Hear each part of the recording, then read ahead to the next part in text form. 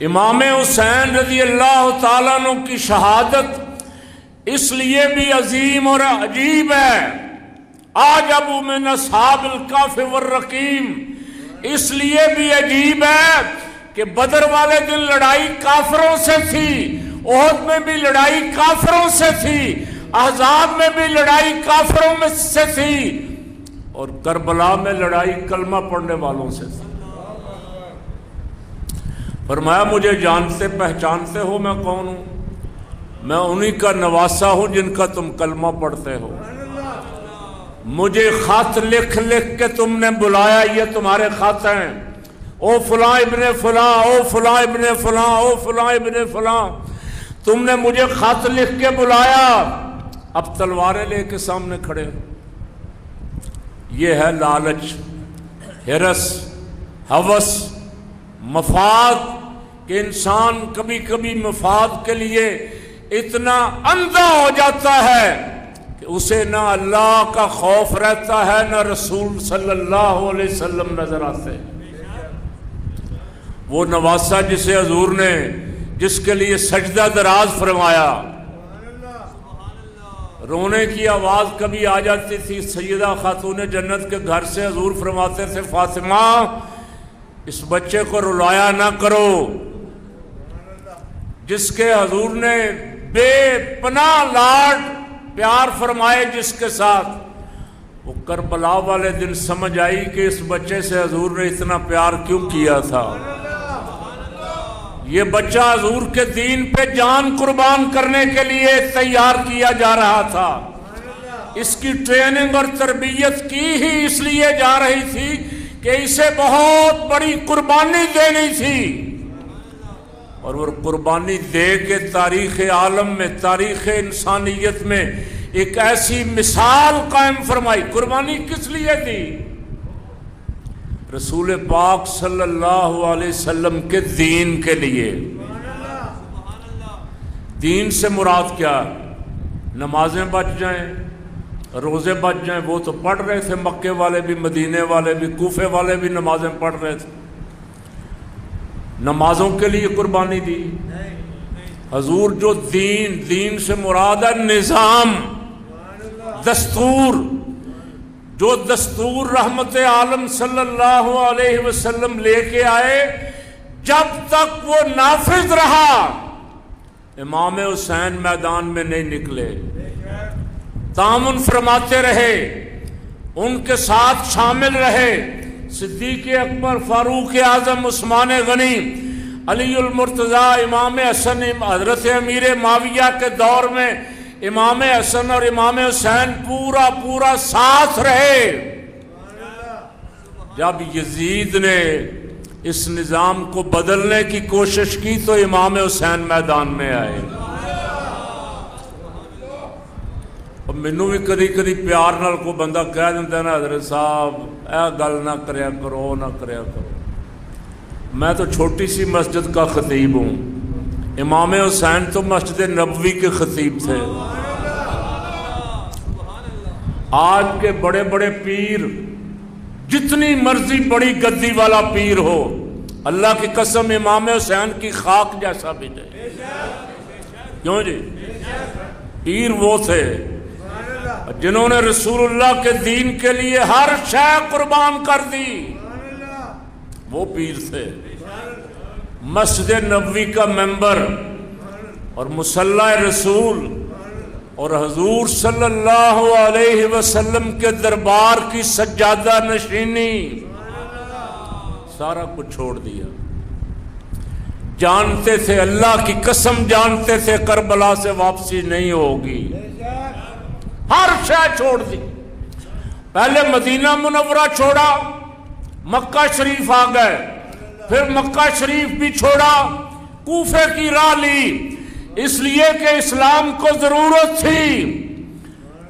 امام علی مقام رضی اللہ تعالیٰ عنہ جیسا جوان کوئی میدان میں کھڑا ہو اور قرآن کی اور نظام مصطفیٰ کی حفاظت کرے، حفاظت فرمائی نا، کیوں نہیں؟ سبحان اللہ۔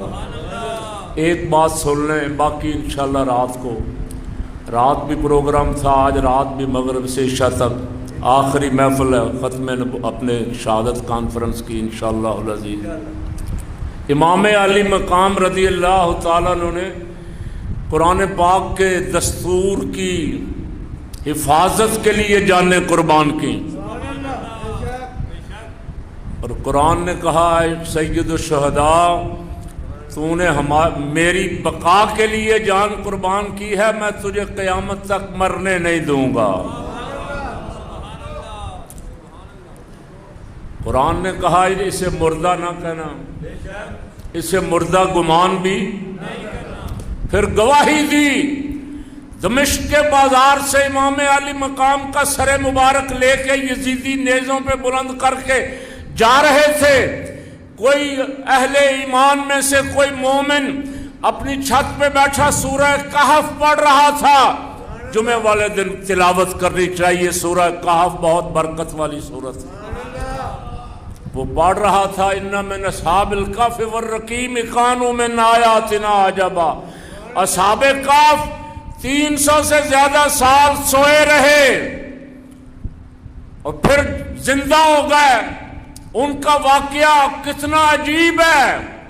تو امام حسین کے سر مبارک سے آواز آئی، اے قاری قرآن، بے شک اصحاب کہف اور رقیم کا واقعہ بڑا عجیب ہے، لیکن ہمارا دیکھ اس طرح کربلا میں کلمہ پڑھنے والوں کے ہاتھوں شہید کیا جانا اور نیزوں پہ اٹھا کے لیے پھرنا اس سے بھی زیادہ عجیب نہیں ہے۔ سر نیزے پہ ہے پھر بھی، پنج تن کے گھرانے کی عظمت تو ذرا دیکھو۔ سر نیزے پہ ہے پھر بھی، کہہ دیں سر نیزے پہ ہے پھر بھی قرآن سناتے ہیں۔ قرآن کا اور امام حسین کا رشتہ بڑا اٹل ہے۔ جب قرآن کے نظام کو للکارا جائے گا، بدلنے کی کوشش کی جائے گی، تو امام حسین میدان میں آئیں گے۔ آج فقیر کا نتیجہ فکر کربلا کے سارے واقعات دیکھنے کے بعد نتیجہ یہ ہے کہ حسینی وہ ہے جو امام علی مقام جس مقصد کے لیے، نظام کے لیے کربلا میں آئے تھے، جو اس نظام کے لیے کھڑا ہے وہ حسینی ہے، اور جو اس نظام کے لیے کھڑا نہیں ہے وہ یزیدی ہے۔ یہ تو نہیں ہے کہ امام حسین کو یاد کر لیں، ہاں ہو کر لیں، تھوڑا سا ادھر ادھر باتیں کر لیں اور سمجھیں کہ ہم نے حق ادا کر دیا ہے، امام حسین خوش ہو جائیں گے۔ امام حسین رضی اللہ تعالیٰ عنہ نے علی اکبر، علی اصغر، حضرت عباس، ابو بکر، عمر، عثمان، محمد، سارے شہزادوں کی لاشیں خود اٹھائی ہیں، اور ساری تاریخ اٹھا کے دیکھ لیں، جو لاش بھی اٹھا کے لائے ہیں پڑھا اِنَّا لِلَّهِ وَإِنَّا إِلَيْهِ راجعون۔ یا اللہ یہ سب تیری طرف سے ہی تھا، تیرا دیا ہوا تھا، تیری طرف لوٹ گیا، ہمارا ہے ہی نہیں کچھ بھی، یہ سب تیرا ہے، تیری عطا ہے، تیری امانت ہے جو تو نے واپس لے لی۔ رب فرماتا ہے میں ان کو مرنے نہیں دوں گا، یہ عبدالآباد تک زندہ و پائندہ ہے، یہ حیات ابدی کے ساتھ ممتاز ہو گئے۔ اعلان فرما دیا کوئی قرآن پڑھنے والا بھی ان کو مردہ گمان نہ کرے۔ کربلا کے شہید زندہ، کربلا کے شہید، بدر کے شہید، احد کے شہید، احزاب کے شہید، خیبر کے شہید، حنین کے شہید، حضور کی امت کے سارے شہید زندہ ہیں، اور جو بھی رسول پاک صلی اللہ علیہ وسلم کے دین کے لیے جد و جہد کرے گا اللہ اسے حیات ابدی عطا فرمائے گا۔